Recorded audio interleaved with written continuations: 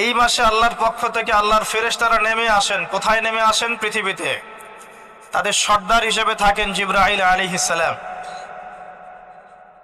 তানাজ্জালুল মালায়েকাতু war রূহু ফিহা বিইذনি রাব্বিহিম।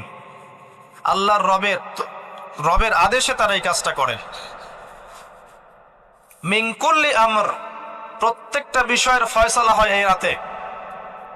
আপনার আমার তাকদীর লিখা হয়েছে আসমান জমিন সৃষ্টির 50,000 বছর আগে। আপনার আমার তাকদীর লিখা হয়েছে আসমান জমিন সৃষ্টির 50,000 বছর আগে। আল্লাহ পাক সমস্ত সৃষ্টির তাকদীর লিখেছেন প্রথম দফায়। দ্বিতীয় দফায় তাকদীর লেখা হয়েছে যখন আমার আপনার রূহ আমাদের মায়ের গর্ভে ছিল 4 মাস 10 দিন বয়স। ওই সময় আল্লাহর পক্ষ থেকে ফেরেশতা আসেন, এসে লিখে দেন তার হায়াত